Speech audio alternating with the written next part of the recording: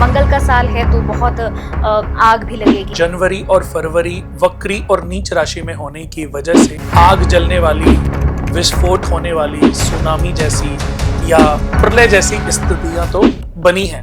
ये क्या असर डालने वाली है आगे और क्या होने वाला है? केदारनाथ में क्या प्रलय जैसे हालात नहीं हुए? बिल्कुल। जापान में सुनामी नहीं आई थी कुछ समय पहले?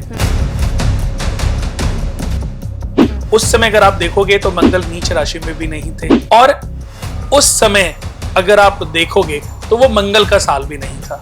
लेकिन इससे ज्यादा डिजास्टर हुआ। हर लगन की, हर राशि के हिसाब से भी इनकी दृष्टियां, इनकी स्थिति किसी न किसी वे में, किसी न किसी रूप में बेटर भी हो सकती है। तो घबराने की आवश्यकता तो आपको है ही नहीं।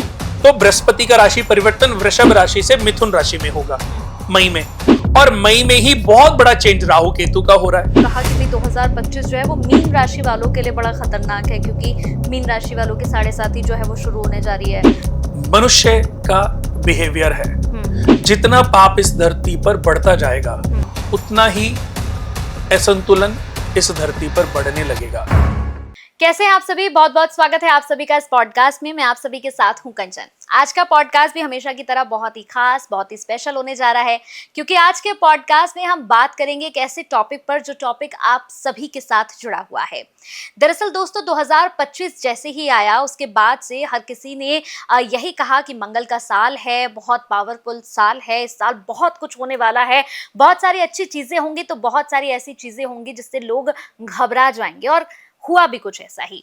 लेकिन दोस्तों इस साल हमने देखा कि बहुत से ग्रहों ने अपनी राशियां बदली हैं, और इसके साथ साथ लोगों ने कहा कि इस साल कुछ ऐसा होने वाला है जो कभी नहीं हुआ। लेकिन किन किन राशियों पर ये फर्क डालेगा, असर डालेगा, कैसा रहेगा ये पूरा साल, और क्या क्या होने वाला है आगे, इन सभी पर हम बात करने वाले हैं। हमारे साथ गूगल पर सबसे ज्यादा सर्च किए जाने वाले एस्ट्रोलॉजर कहूँ, लाइफ डिजाइनर कहूँ, कुणाल जी हमारे साथ इस वक्त मौजूद हैं। चलिए उनका स्वागत करते हैं, उसके बाद इस पॉडकास्ट को शुरू करेंगे। बहुत बहुत स्वागत है कुणाल जी आपका। नमस्कार। कैसे हैं आप? बहुत अच्छा हूँ, आप सुनाइए। बस बढ़िया। कुणाल जी, सबसे पहले इस पॉडकास्ट को शुरू करने के साथ ही मेरा सवाल है, क्या राशियों में, जैसे हमने देखा है कि इस बार 2025 में कहा कि मंगल का साल है, बहुत पावरफुल साल है, और बहुत से एस्ट्रोलॉजर ने, बहुत से पॉडकास्ट भी हुए, उसमें कई लोगों ने कहा कि इस साल कुछ ऐसा होने वाला है जो अब तक नहीं हुआ है, क्योंकि मंगल का साल है तो बहुत आग भी लगेगी, बहुत सारे डाइवोर्सेस भी होंगे, बहुत सारी चीज़ें लोगों ने कही। लेकिन मेरा बड़ा सीधा सा है कि क्या इस साल जो राशियां परिवर्तन हुआ है, जो ग्रहों ने राशियां परिवर्तन किए हैं, ये क्या असर डालने वाली है आगे और क्या होने वाला है? जी देखिए, इस साल को लेकर के मिथ भी बहुत सारा बना हुआ है जी। कि लोगों के मन में ये सोच करके एक डर भी बैठ गया है। बहुत सारे लोगों के अंदर ये मिथ भी है कि इस साल क्या कुछ होने वाला है, इस साल कौन सी राशि वाले राजा बनेंगे और कौन सी राशि वाले जो है वो बर्बाद होंगे। तो सबसे पहले तो मैं मंगल और इस साल की बात करता हूँ कि इस साल साल की जो शुरुआत हुई इस साल, उस समय मंगल वक्री थे। वक्री होने के बाद वो कर्क राशि में, मंगल नीच राशि में माने गए हैं जो सबसे खराब फल देते हैं। कर्क राशि से वो मिथुन राशि में गए। जब वो वक्री हुए तो मिथुन राशि में गए, वापस से वो अभी कर्क राशि में चल रहे हैं। तो देखा जाए बहुत सारा जनवरी और फरवरी वक्री और नीच राशि में होने की वजह से आग जलने वाली, विस्फोट होने वाली, सुनामी जैसी या प्रलय जैसी स्थितियां तो बनी हैं। बट कंचन जी, वो तो हर साल कोई ना कोई मिसहैपनिंग्स होती ही हैं। कोई ना कोई ग्रह का किसी न किसी ग्रह के साथ कुछ ना कुछ ऐसा कॉम्बिनेशन जरूर बनता है। उसकी वजह, अगर हम मंगल के अलावा, मंगल से तो हमें पता चल रहा है, पर ये चीजें होने के पीछे कारण कहीं ना कहीं मनुष्य का बिहेवियर है। जितना पाप इस धरती पर बढ़ता जाएगा उतना ही असंतुलन इस धरती पर बढ़ने लगेगा, और धरती अपने आप को संतुलित करती है। अभी मैं फिर से थोड़े से समय पीछे जाता हूं। केदारनाथ में क्या प्रलय जैसे हालात नहीं हुए? बिल्कुल। जापान में सुनामी नहीं आई थी कुछ समय पहले, उस समय अगर आप देखोगे तो मंगल नीच राशि में भी नहीं थे, मंगल कर्क राशि में भी नहीं थे, और मंगल वक्री भी नहीं थे, और उस समय अगर आप देखोगे तो वो मंगल का साल भी नहीं था। लेकिन इससे ज्यादा डिजास्टर हुआ, तब तो ये बातें नहीं थी। तो इस मिथ को समाप्त करना पड़ेगा कि ये सब मंगल के कारण हो रहा है। मंगल से तो हमें ज्ञान मिल रहा है, इन ग्रहों से तो हमें नॉलेज मिलती है कि इस साल क्या होगा और क्या नहीं होगा। यानी कि मंगल का साल है, मंगल नीच राशि में, तो व्यक्ति अपने भाई के साथ युद्ध करेगा, भाई की प्रॉपर्टियों को हड़पेगा, अपने साथ में काम करने वाले लोगों को चीट करेगा। अगर आप लोगों को चीट नहीं करते, आप अपने भाई को धोखा नहीं देते, आप अपने बड़ों का आदर सत्कार, क्योंकि ग्रह हमारे रिश्तों में भी है, अगर आप इन रिश्तों को ठीक रखते हो तो मुझे लगता है कि ये प्रॉब्लम उतनी बढ़ेंगी ही नहीं।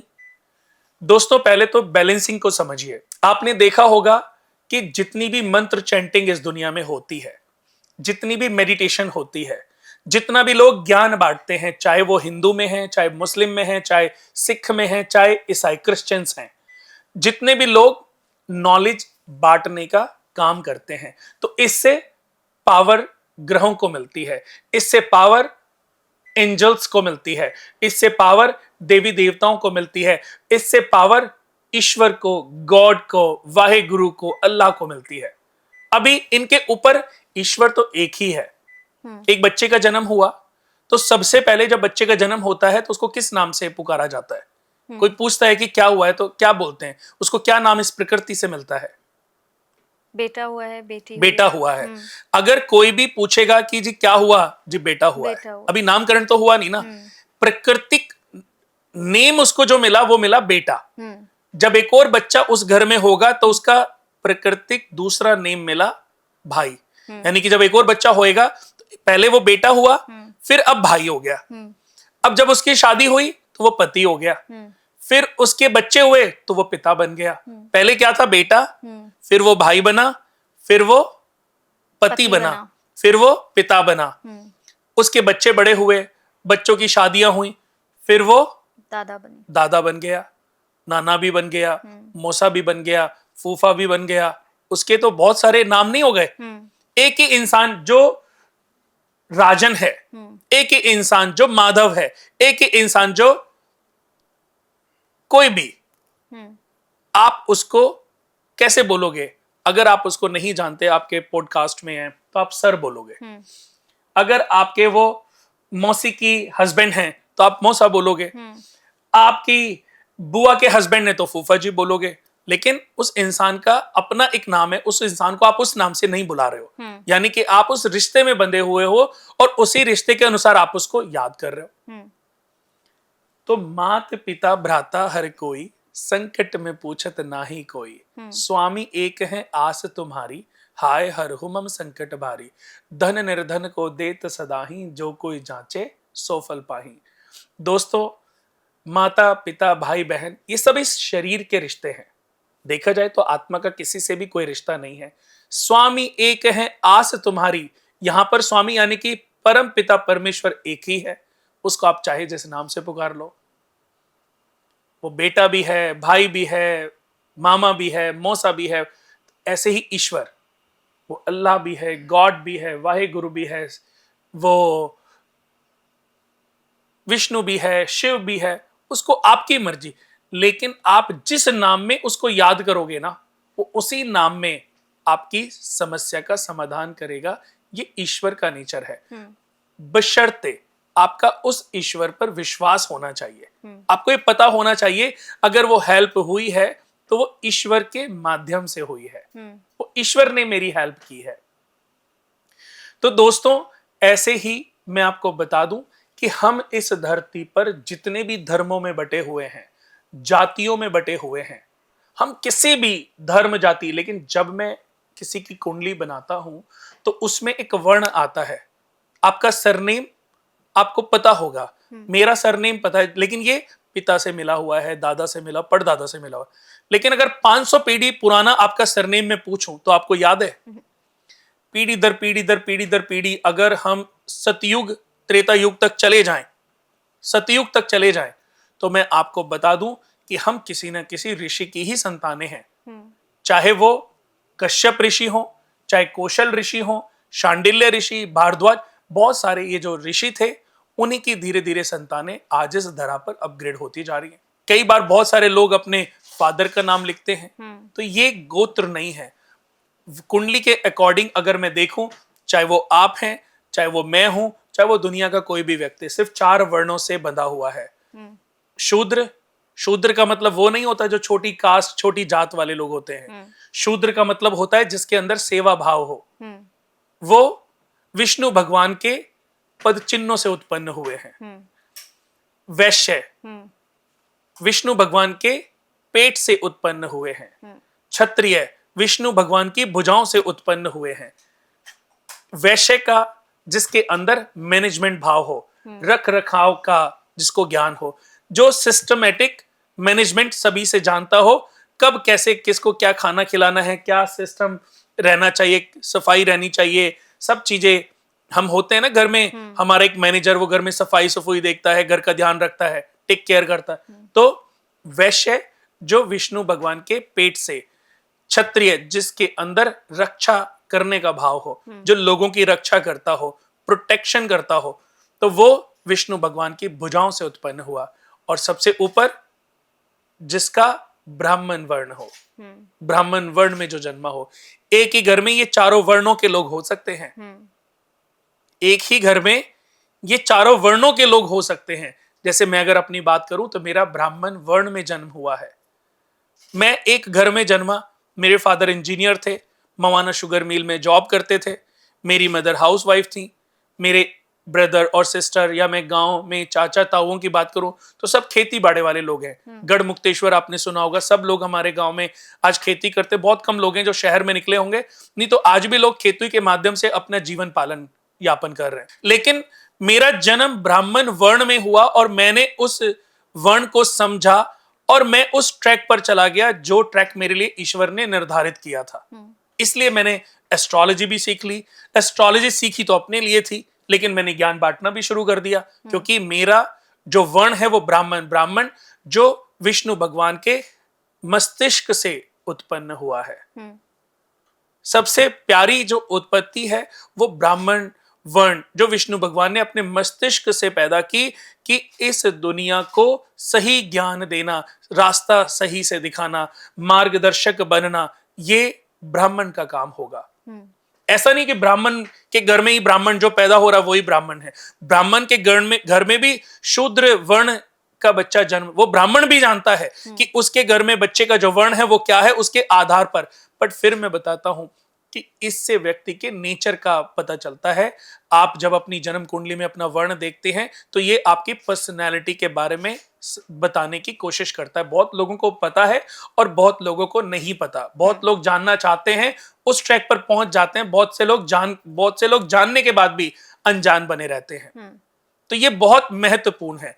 तो हम इस धरा पर किसी भी कास्ट, वर्ण, कुछ भी जिसमें भी पैदा हो रहे हैं, हम जब चैंटिंग करते हैं भगवान का, चाहे हम अपने भगवान का, मुस्लिम्स अपने अल्लाह का, या गॉड, क्रिश्चियंस अपने गॉड की जब पूजा पाठ करते हैं, तो उससे एक ऊर्जा उत्पन्न होती है। वो जो ऊर्जा है, वो जितने भी एंजल्स हैं, वो भगवान हैं, देवी देवता हैं, वो नवग्रह हैं, वो इनका हविष बनते हैं, इनका खान, इनको ऊर्जा देने का काम करती हैं। और जब हम गाली गलौज करते हैं, किसी से ईर्ष्या रखते हैं, किसी का बुरा करते हैं, षड्यंत्र रचते हैं, किसी के घर में चोरी करते हैं, किसी को मारते हैं, पीटते हैं, इससे जो ओरा उत्पन्न होती है वो राक्षसों का भोजन बनती है। इससे राक्षसों को ताकत मिलती है। अब आपको डिसाइड करना है कि एक दिन राक्षस इतने बली हो जाएंगे कि ये धरती पर पानी ही पानी होगा, प्रलय हो जाएगी। देवताओं को बल दोगे अच्छाइयां करके, तो अच्छी वनस्पति के रूप में, अच्छे संसाधन के रूप में, अच्छे वातावरण के रूप में आपको वो देवता, देवी, वो भगवान, वो नवग्रह रिटर्न बैक आपको देंगे। आप कहो ये साल का मौसम बहुत अच्छा रहा। अभी हम कह रहे हैं कि मंगल का साल है, चारों तरफ आग ही आग है। उस आग की वजह तो पैदा की हुई हमारे द्वारा है। बिल्कुल। एक कंट्री दूसरी कंट्री को सुखी देखना नहीं चाहती। एक कंट्री के लोग दूसरी कंट्री में जाकर के सिर्फ मारकाट करने का काम कर रहे हैं। ये कौन कर रहे हैं? अभी किसी ने मुझे एक वीडियो दिखाई कि बांग्लादेश से कुछ बांग्लादेशी आ रहे हैं और इंडिया में तूफान मचा रहे हैं। आपको पता है कि आज किसी मुस्लिम्स को शायद ये लगता है कि वो उनके धर्म के लोग हैं, उनके, मैं एक उदाहरण दे रहा हूं कि उनके भाई बंधु हैं, और जो बरसों से उनके साथ हिंदू रह रहे हैं वो काफिर हैं, वो उनके धर्म के नहीं है। लेकिन मैंने कई ऐसी जगह देखी है जहां पर मुस्लिम मुस्लिम आपस में लड़ मरे हैं। सगा तो कोई किसी का नहीं है ना, बिल्कुल सगा तो कोई किसी का नहीं है ना। कल को मैं कहता हूं सारे हिंदू इस दुनिया से समाप्त हो जाएंगे तो क्या शांति रहेगी? मैं कहता हूं इससे भी ज्यादा तूफान रहेगा, क्योंकि जो हिंदू नेचर है ना, हम खून खराबा नहीं देख सकते। जरा सा भी हमारे बच्चे का खून दिख जाए ना तो हमारा बच्चा रो रो के बुरा हाल कर देता है, क्योंकि उसने खून देखा नहीं, वो खून को देखना भी नहीं चाहता, वो समझना भी नहीं चाहता।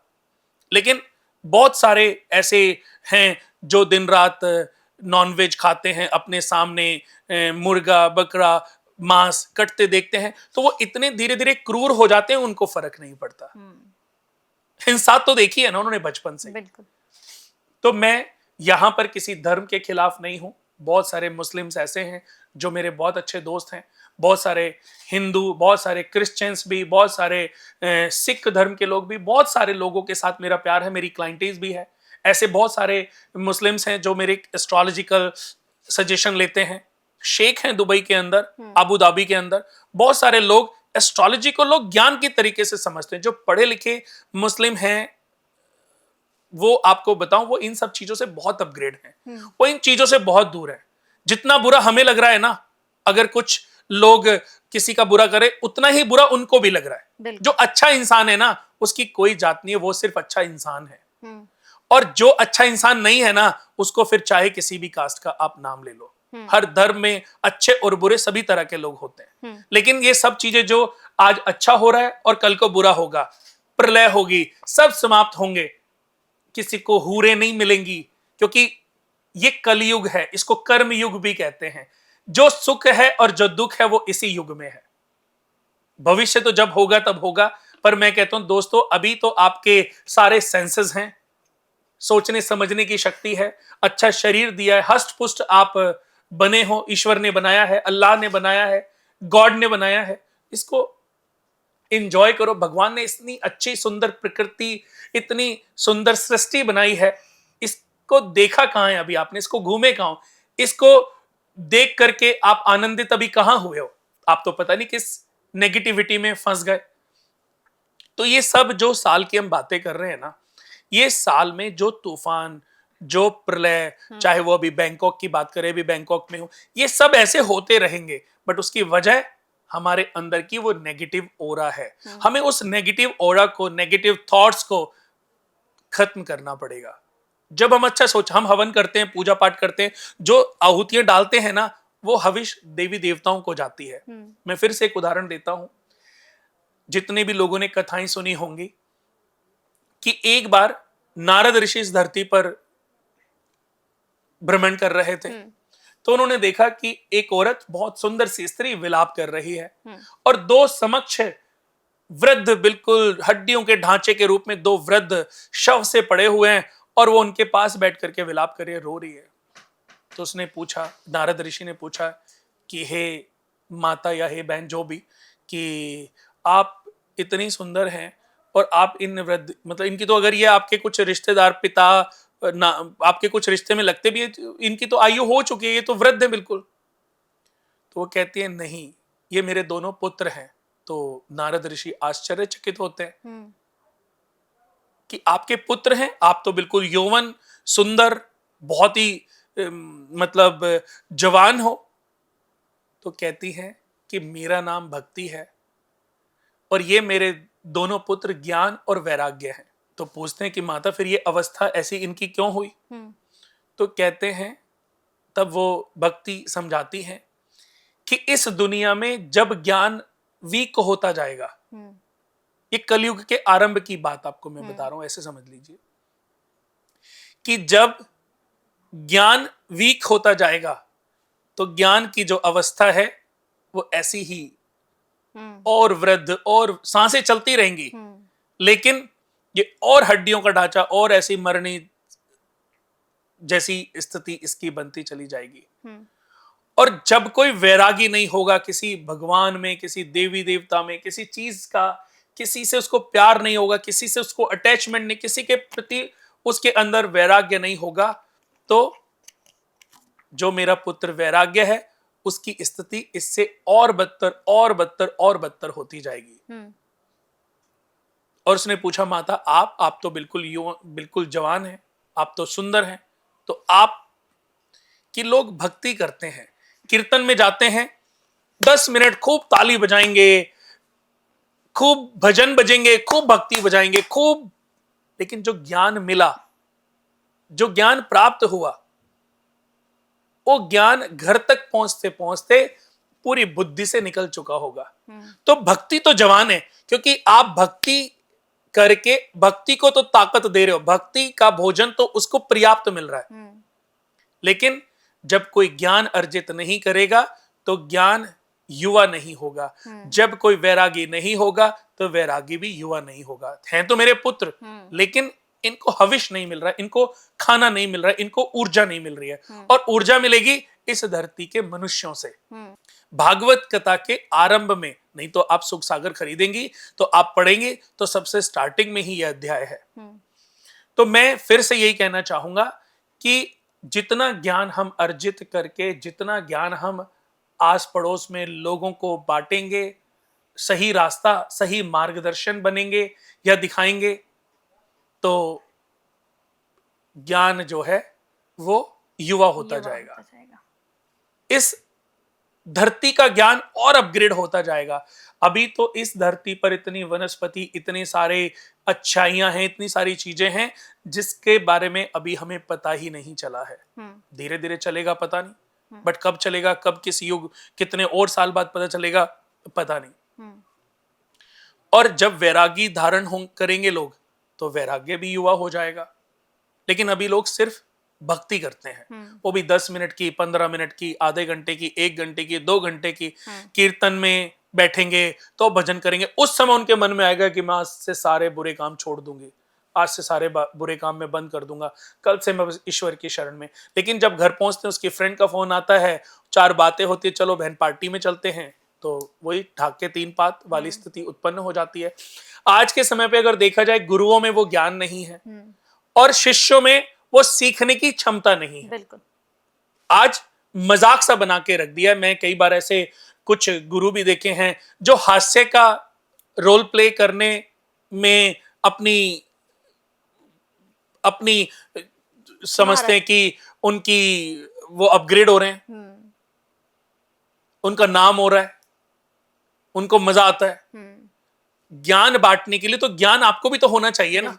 हम चाहे एस्ट्रोलॉजी की बात करें, चाहे कथा की बात करें, चाहे किसी भी शास्त्रों की बात करें, बट उसके लिए तो ज्ञान अर्जित करना पड़ेगा ना पहले। अगर ज्ञान अर्जित नहीं करेंगे तो ज्ञान बांटेंगे कैसे? बिल्कुल। मैंने आपको बता दूं कि 2003 या 4 में तरुण सागर महाराज जी होते थे, जैनी महाराज है, जैनी मुनि है। मैंने वास्तु का जितना ज्ञान है ना उनसे सीखा है। अच्छा। और उनके पास इतना ज्ञान था, बट तब मुझे इतनी बुद्धि नहीं थी, इतनी समझ नहीं थी, वरना मैं 10 साल उन्हीं का शिष्य बना रहता। तो आज पता नहीं कि मेरे अंदर कितना, पर मैं कहता हूं आज भी मैंने नहीं बोला उनको कि मुझे आपको गुरु बनाना है, उन्होंने बोला कि तुम कुछ दिन मेरे पास रहो। अच्छा। तब तो मुझे बड़ा अजीब सा लगा। मैंने कहा मैं कहाँ, क्योंकि मेरे को कोई लेकर के गए थे, वो एक जैन भैया थे जो चंडीगढ़ में रहते हैं, वो लेकर के गए थे। अब जब उन्होंने बोला तो उन्होंने भी बोला कि ये हमारे बहुत बड़े गुरु हैं और इनका बहुत नाम है, बहुत फेम है। तरुण सागर जी के बारे में आज, उसी साल जब चौमासा आता है ना, जब बारिश होती है, तो वो जहां पर होते हैं वहीं रुक जाते हैं। उसके बाद जब तक वो क्यों रुकते हैं? क्योंकि जैन मुनि, आप देखोगे जब जैन मुनि चलते हैं ना तो आगे लोग ना झाड़ू लगाते चलते हैं, वो उनके नीचे कोई कीड़ा ना आ जाए। वो मोक्ष के रास्ते पर है, वो मुक्ति के मार्ग पर है। तो उनके आने वाले रास्ते में उनके पांव के नीचे से भी कोई कीड़ा ना आ जाए, इसलिए वो रास्ते को साफ करा के चलते हैं। आप देखोगे बारिश के समय में जीव जंतु बाहर ज्यादा आ जाते हैं, तो उन दिनों में वो विश्राम करते हैं। वो कहते हैं नहीं, अगर मैं चलूंगा, मेरे गलती से भी कोई मेरे एक जंतु भी मेरे पांव के नीचे ना आ जाए। उनकी सोच देखिए कितनी अपग्रेड है। और आज हम एक रैकेट लेके मच्छरों को मारते रहते हैं, यही होता है ना। बिल्कुल। ऐसे ही जब वो खाना खाते हैं, उनके खाना खाने का एक टाइम होता है, जब खाना खाते हैं तो वो इस तरीके से हाथ रखते हैं, और जो खिलाने वाले लोग होते हैं वो उनकी हथेली में खाना रखते हैं, और वो खाने को इस तरीके से चेक करते हैं कि इसके अंदर कुछ जीव जंतु, कोई मच्छर, कुछ ऐसा ना हो कि जिससे मेरा जो ये जन्म है, वो जो मैंने मुक्ति का मार्ग अपनाया है, उसमें कोई कमी रह जाए। तो उसमें फिर उसको देख करके फिर वो पूरा हाथ से ही खाते हैं। अब देखिए कि कितना अपग्रेड सोच है। मैंने जैन धर्म में बहुत सारी बुक्स पढ़ी हैं, और वाकई बहुत अद्भुत ज्ञान इस धर्म के अंदर भी है। आपको मैं बता दूं कि जो आगे आने वाले 24 तीर्थंकर होंगे ना, वो भी जैन धर्म में ऑलरेडी लोगों को पता है। अच्छा। बहुत जो महापुरुष लोग हैं उनको पता है। रावण को भी जैन धर्म में मुक्ति मिलेगी, ये भी वर्णित है। कृष्ण भगवान को भी उन्होंने कहा कि ये भी हमारे तीर्थंकर बनेंगे।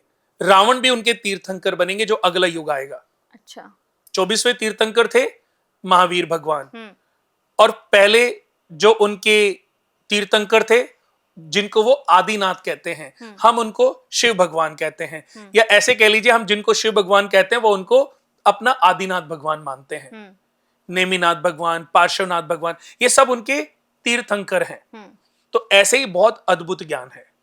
हर धर्म का अपना अपना ज्ञान है, पर मैं कहता हूं कि ये ज्ञान दोस्तों जितना बढ़ेगा, ज्ञान को अर्जित करिए।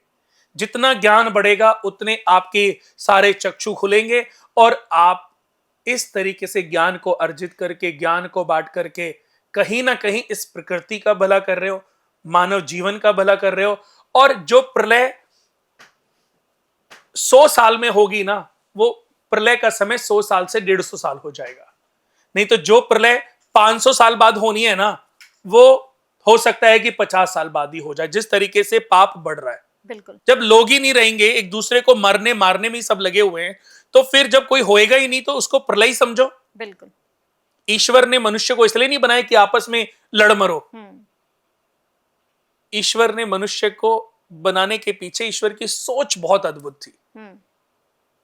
उसके पीछे अच्छे विचार थे, ये सोच करके मनुष्य का निर्माण किया। लेकिन मनुष्य तो पता नहीं अपनी किस सोच में लगा है। अपने पड़ोसी को भी नहीं छोड़ रहा है, अपने फैमिली के सदस्यों को भी नहीं छोड़ रहा है, अपनी सगी बहन को भी नहीं छोड़ रहा है, उसकी भी प्रॉपर्टी छीन के बैठा हुआ है, अपने भाई को मार के बैठा हुआ है। ऐसे कितने सारे उदाहरण आपको देखने को मिलेंगे। आपने सारे ग्रह तो अपने आप ही खराब कर लिए ना। तो ये जो मंगल का साल है ना, मंगल को हम अब बुरा किसको बना रहे हैं? हमने कमियां किसमें निकाल दी? मंगल में। जी ये मंगल का साल है, इस साल तो होएगा ही, ये सही बात है। करो तुम, नाम किसी और के ऊपर डाल दो। अब वो बेचारे मंगल ग्रह अगर प्रत्यक्ष देवता हैं तो वो क्या करेंगे? वो क्रोधित नहीं होंगे कि कर तो तुम रहे हो बदतमीजियां और नाम मेरा लगा रहे हो? तो कहते फिर लो मैं तुम्हें अभी सबक सिखाता हूं। तो एक तो ये जो साल है ये मंगल का क्यों है? 2025 25 को अगर हम कैलकुलेट करें तो वो 7 नंबर भी बनता है, वो केतु का नंबर है। और 2025 इस पूरे को टोटल करें तो ये 9 बनता है। तो देखा जाए तो ये मंगल का भी अंक है और ये केतु का भी अंक है। लेकिन 202 2 और 2 ये नंबर किसके बने? चंद्रमा के। और 5 नंबर किसका बना? मरकरी का, बुध का। तो मरकरी और मून यानी कि चंद्रमा और बुध का आपस में जो रिश्ता है ना, वो पिता और पुत्र का है। पिता और पुत्र का है, लेकिन रिलेशन बिल्कुल अच्छा नहीं है। चंद्रमा अगर बुध के घर में बैठ जाए तो जिसका भी चंद्रमा 6 नंबर में या 3 नंबर में होगा उसको स्किन डिजीज होगा। अच्छा। जिसका बुध 4 नंबर में होगा उसको भी स्किन डिजीज होगा। उसकी सुंदरता में कोई ना कोई, कहीं ना कहीं, किसी ना किसी रूप में कमी आने लग जाएगी। कहीं ना कहीं से उसके शरीर में कोई ना कोई ऐसी कमी होगी जिसका इलाज उसको अपने पूरे जीवन नहीं मिलेगा। उसकी वजह वो चंद्रमा और बुध का आपस में रिश्ता अच्छा है ही नहीं। उसका खामियाजा उस जातक को भुगतना पड़ेगा। पर उस जातक को क्यों भुगतना पड़ रहा है? इस समय पर वो क्यों पैदा हुआ, ये उसके अपने प्रारब्ध हैं, ये उसके अपने प्रारब्ध, अच्छी गृहस्थिति में पैदा होना, अच्छे घर में पैदा होना, अच्छे राशि में, अच्छे राजयोग में, अच्छे लगन में, अच्छे नक्षत्र में पैदा होना। दोस्तों, ये मनुष्य के अपने कर्मों पर निर्धारित होता है, ये मनुष्य के अपने कर्म निर्धारित करते हैं। अच्छे कर्म करोगे, अच्छे समय में पैदा होगे, अच्छे राजयोग में, अच्छे लगन में, अच्छी राशि में, अच्छी गृहस्थिति लेकर के पैदा होगे कि जीवन में सारे सुख साधन ही आपको प्राप्त होंगे, अच्छा घर मिल जाएगा, अंबानी अडानी जैसा घर मिलेगा ना, फिर फुटपाथ नहीं मिलेगा। लेकिन बीज बबूल का बोए तो आम कहां से खाए, आम खाने के लिए तो आम का पौधा लगाना ही पड़ेगा ना। अच्छे सुख साधन भोगने के लिए अच्छे कर्म करने पड़ेंगे। एक रेप केस हुआ था जिसमें 4-5 लोगों ने, निर्भया कांड भी जिसको कहा गया है, उसमें कितने लोगों ने कितनी दर्दनाक तरीके से एक लड़की के साथ बदतमीजियां की, उसको मौत के घाट उतार दिया। अब उनको जन्म भगवान कहां देगा? फुटपाथ पे जन्म देगा, कोई हाथ काट के उससे भीख मंगवाएगा, कोई कुछ करके। अब जन्मों में उनके जन्म होंगे तो ऐसे ही होंगे। तो मनुष्य का जन्म उसके कर्मों के आधार पर मिलता है। आप किसी की किस्मत को बदल नहीं सकते, क्योंकि किस्मत को बदलने के लिए उसी को कर्म करना पड़ेगा।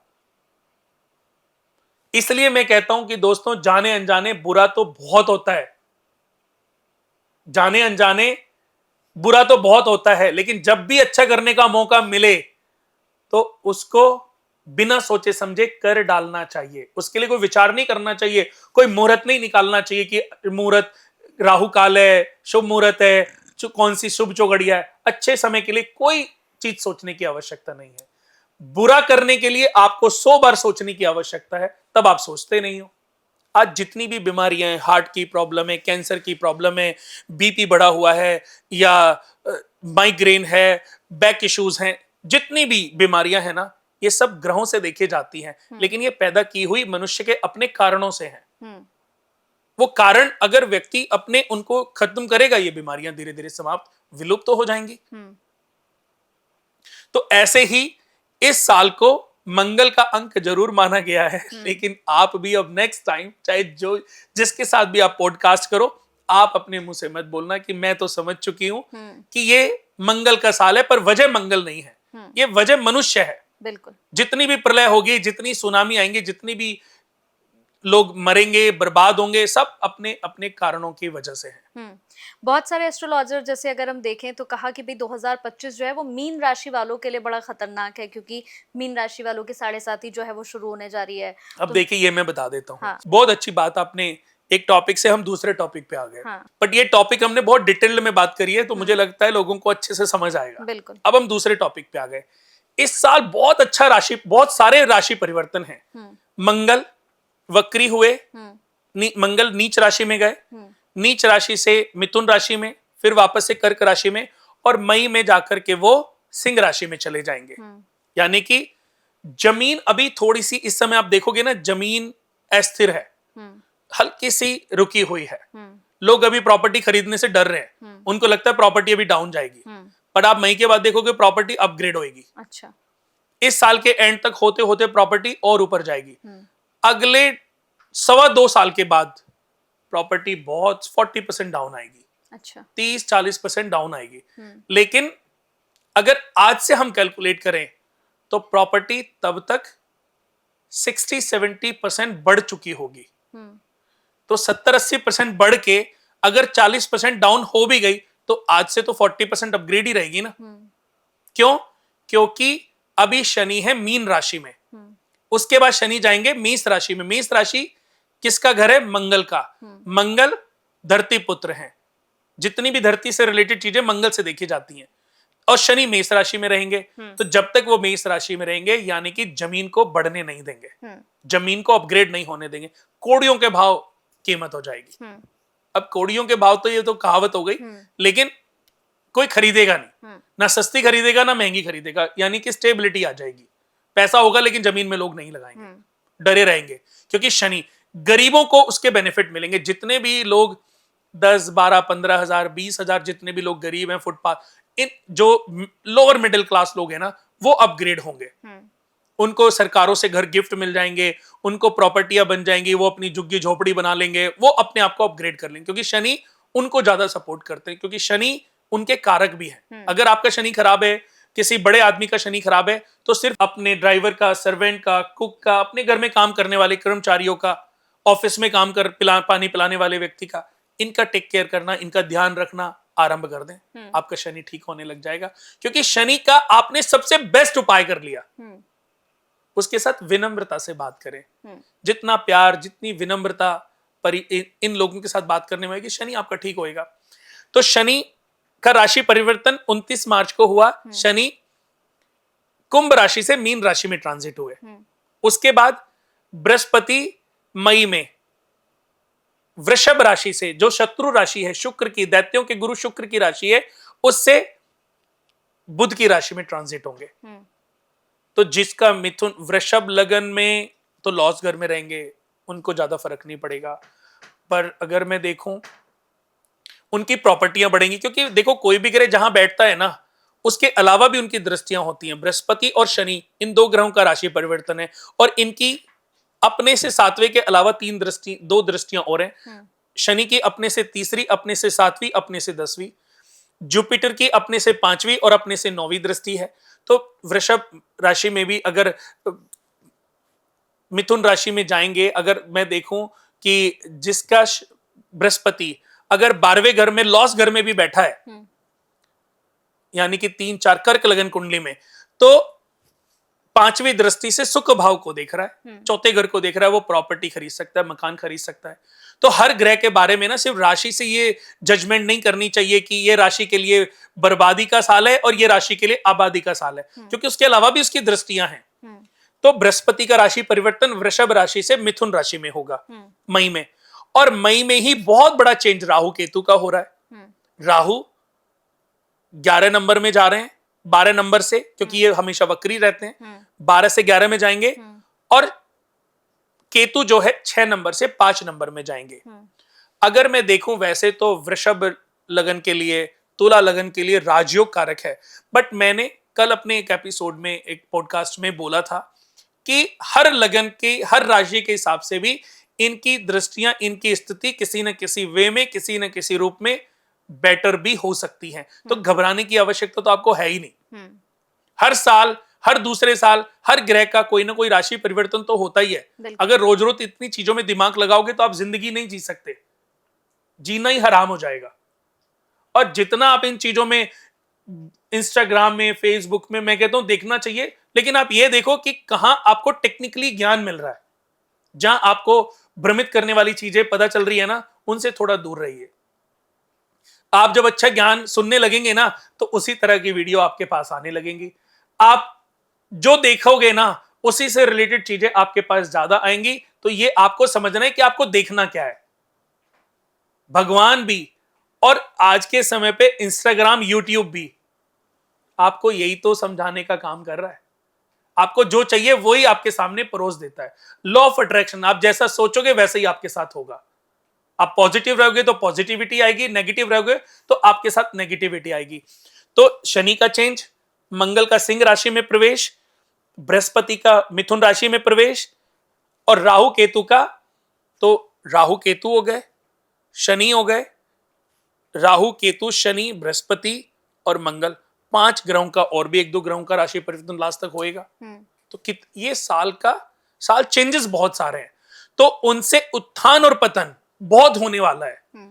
सुख दुख लाभ हानि सब कुछ ग्रहों की स्थिति पलटने से होता है। जब आपके ग्रह बढ़िया चल रहे हैं तो सब कुछ बढ़िया चल रहा है।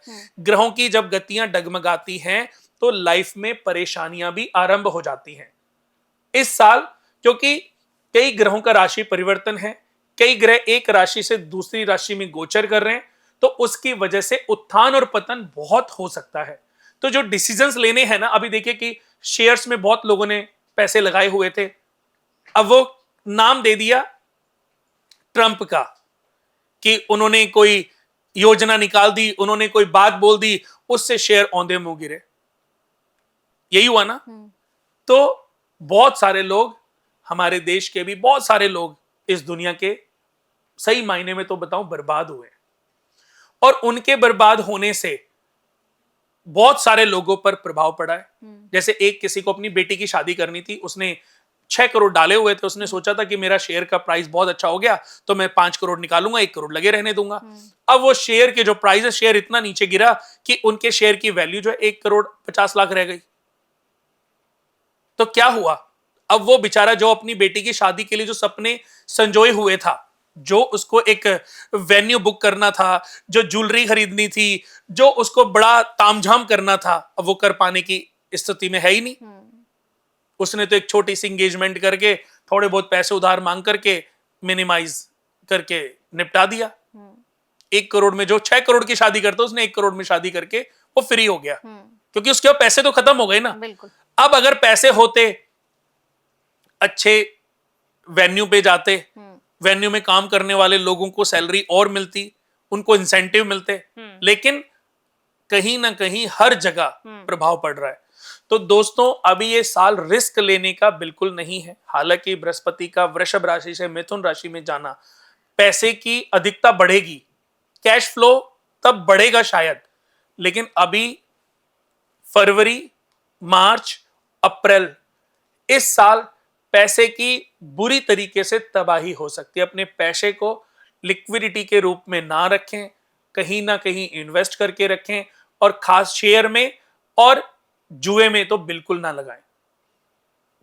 गोल्ड खरीद लें, चांदी खरीद लें, ठोस चीज में खरीद लें, आपको नुकसान नहीं होगा। प्रॉपर्टी के रूप में खरीद लें, आपको नुकसान नहीं होगा। छोटी प्रॉपर्टी खरीद लें, आस पड़ोस में कोई फ्लैट ले लें, जो ले सकते हैं, तो आपको नुकसान से बचाव मिलेगा। एंड होते होते परिस्थितियां जितना जनवरी, फरवरी, मार्च, अप्रैल, मई, जून समझ लीजिए, इसको 2 हिस्सों में बांट लेते हैं कि 6 महीनों में जितनी तबाही होगी, जितने नुकसान होंगे, जितनी प्रलय होगी, आफ्टर 6 मंथ उतनी चीजें बेटर भी हो सकती हैं। आपने बोला कि बहुत सारे लोग बोल रहे हैं मीन राशि के हिसाब से, यही बोल रहे हैं ना, बिल्कुल। कि मीन राशि के हिसाब से ये बर्बादी वाला साल है, क्योंकि मीन राशि की शनि की 7.5 स्टार्ट हो गई है। अब मीन राशि में शनि गए हैं, अब मीन लगन एक तरीके से करते हैं। अब मीन लगन में हम देखें तो शनि लगन में है, अस्थिरता बनी रहेगी, गलत फैसले लेगा, गलत रणनीति बनेगी, एंजाइटी होगी, डिप्रेशन होगा, बहुत बुरा भी हो सकता है, सुसाइडल थॉट्स भी आ सकते हैं, पत्नी के साथ रिलेशन खराब होगा, मैरिड लाइफ खराब हो सकती है। 7th house day to day income, partnership, भागीदारी, एक्सीडेंट भी हो सकते हैं, उस हिसाब से भी देखें तो खराब है। शनि की तीसरी दृष्टि पड़ रही है पराक्रम भाव पर। उनका, इस व्यक्ति का, मीन राशि वाले का अगर कोई बुरा कर रहा होगा, किसी ने बुरा किया होगा, तो उससे मुक्ति मिलेगी, तो वहां से उसको बेनिफिट मिलेगा। फिर अगर वो किसी नए काम को करने की सोच रहा है, तो शनि की 10वीं दृष्टि 10वें घर पे पड़ने से उसको कोई ना कोई काम मिलेगा, कोई ना कोई बिजनेस, कोई ना कोई व्यापार, कोई ना कोई ऐसी स्थिति होगी जो उसके लिए बहुत बेटर है। उसके बाद मीन लगन कोई लेते हैं, 3 नंबर कहां पर आएगा? चौथे घर में। बृहस्पति तीसरे घर से चौथे घर में जाएंगे, जहां पर 3 नंबर राशि उदित हो रही है, यानी कि बृहस्पति मिथुन राशि में ट्रांजिट होंगे।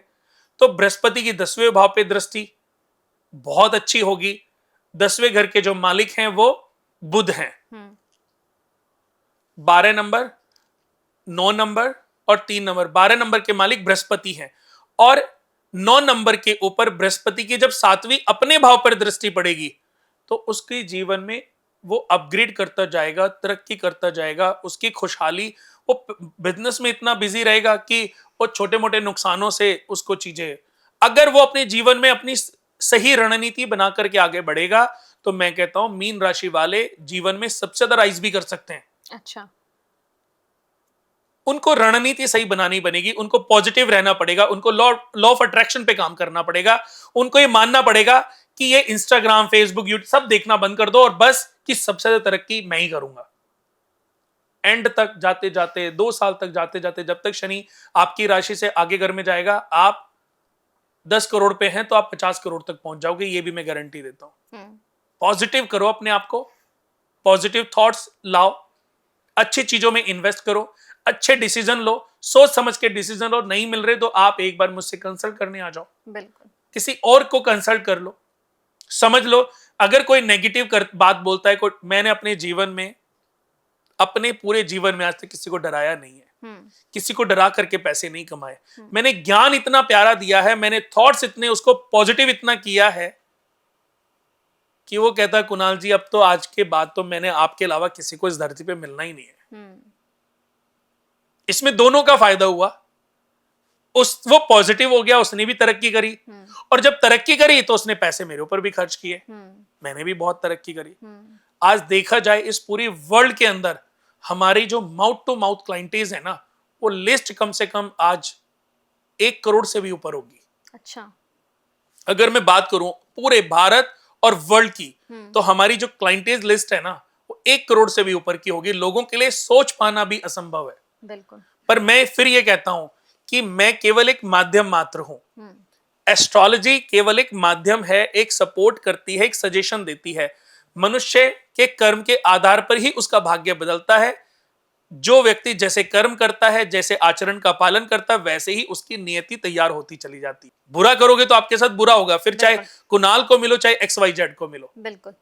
और नहीं तो गांव में बैठा हुआ एक साधु सन्यासी भी आपके ऊपर थोड़ी सी मिट्टी डालेगा, भभूत लगाएगा, और आपकी किस्मत, दिशा और दशा दोनों बदलनी आरंभ हो जाएंगी अच्छे वे में। कहते हैं ना कभी कभी किसी के हाथ में सफा होती है। एक बार बहुत पहले, ये मेरे ना मणिबंध पे तिल बना हुआ है, तो जब मैं छोटा था पढ़ता था, तो एक साधु ऐसी जो आते थे, वो तो बेचारे खाना पीना, रोटी अनाज वनाज या आटा लेने आते होंगे। तो मम्मी को पता नहीं, उन्होंने बोला कि बेटा, वो तो अपना लेने के लिए तारीफें तो करते ही हैं, पुल तो बांधते ही हैं कि तुम्हारा ये बच्चा जो है बहुत एक दिन भाग्यशाली बनेगा, बेटा अपना हाथ दिखा एक बार। तो मैंने कहा ये लो बाबा जी। अरे इस बच्चे की हाथ में, किस्मत में तो 4 पहियों की गाड़ी है, और इसके तो आगे भी गाड़ी होगी, पीछे भी गाड़ी होगी। अब मम्मी तो इतनी खुश हुई, मम्मी ने कहा आपको क्या क्या, आप बैठो, अभी मैं खाना बना के लाती हूँ आपके लिए बढ़िया। उसको बढ़िया खाना खिलाया, उसको बढ़िया। हम तो देखो गांव वाले लोग हैं, तो अब पैसे तो होते नहीं, महीने की सैलरी पापा को मिलती होगी, वही हम ताऊ जी के बच्चे भी पढ़ते थे, हम भी पढ़ते थे, 3 भाई बहन, तो वो तो ऐसे ही निमट जाती थी। तो बस मम्मी ने उसको गेहूं भी ले, चावल भी ले, और पंडित जी बताओ, बाबा बताओ और क्या चाहिए। बेटा बस ध्यान रखना, हम जब भी आएंगे हमारा आशीर्वाद तेरे बच्चे के ऊपर बना रहेगा, और तुम अपनी कृपा हमारे ऊपर बनाए रखना। मेरे ख्याल से 2, 4, 5 बार आए होंगे, मम्मी ने उनका ध्यान रखा। अब आज कभी कभी मम्मी देखती हैं कि वाकई वो वो बाबा जी ने बोला था मेरे बेटे में तो 4 पहियों वाली गाड़ी आ गई।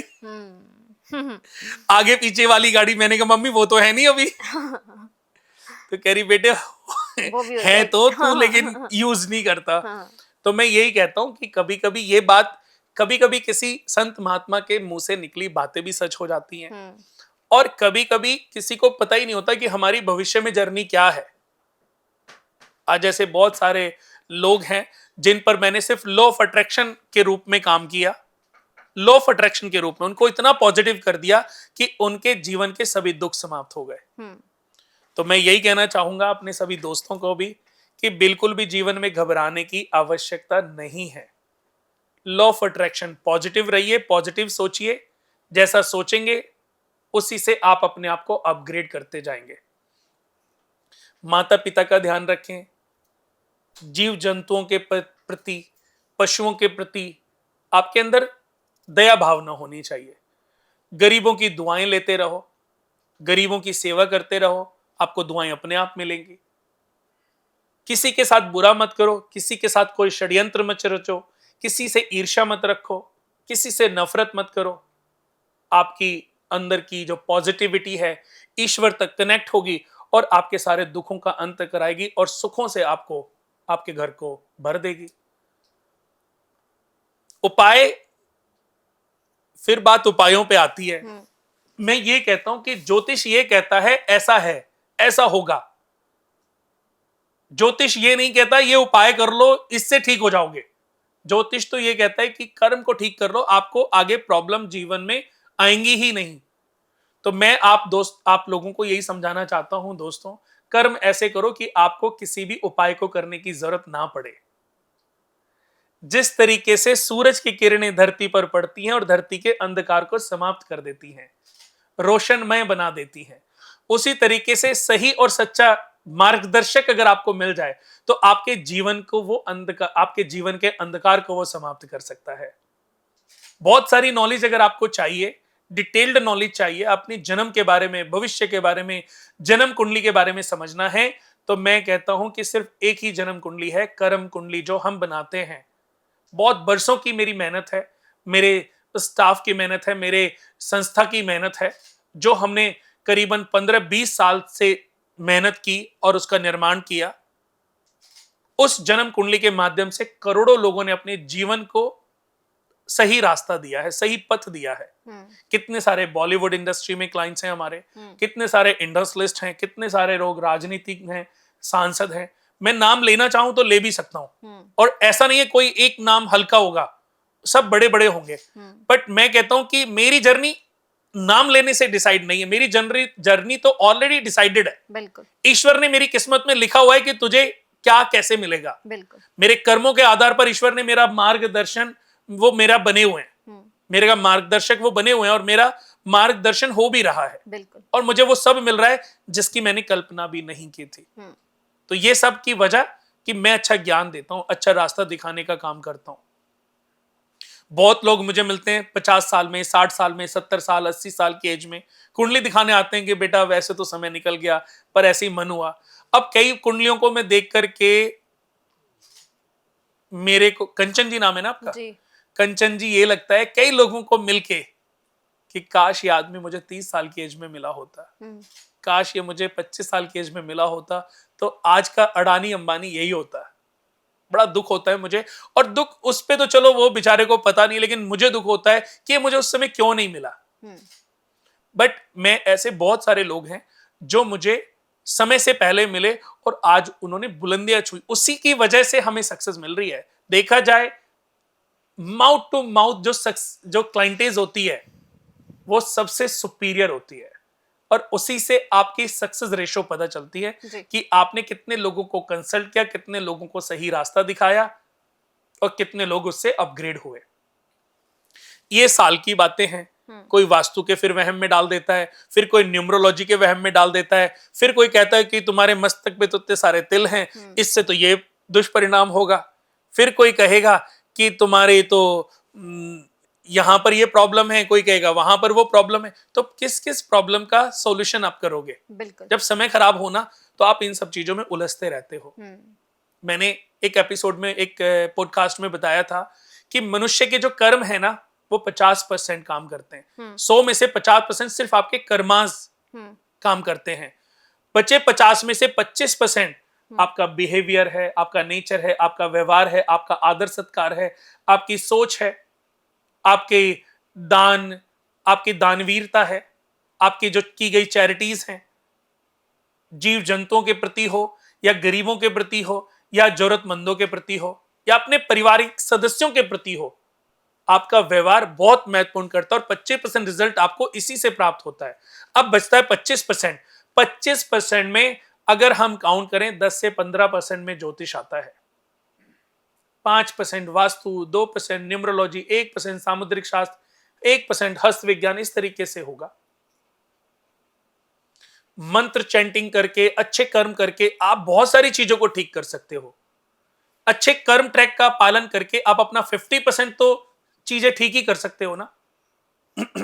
जब समय आएगा ना कोई दोस्तों अच्छा एस्ट्रोलॉजर घर बैठे भी आपको मिलेगा और आपकी किस्मत को बदलने में देरी नहीं लगाएगा। ये भगवान की अपनी रणनीति है। उस समय का तो इंतजार करिए, भगवान पर विश्वास बना करके तो रखिए।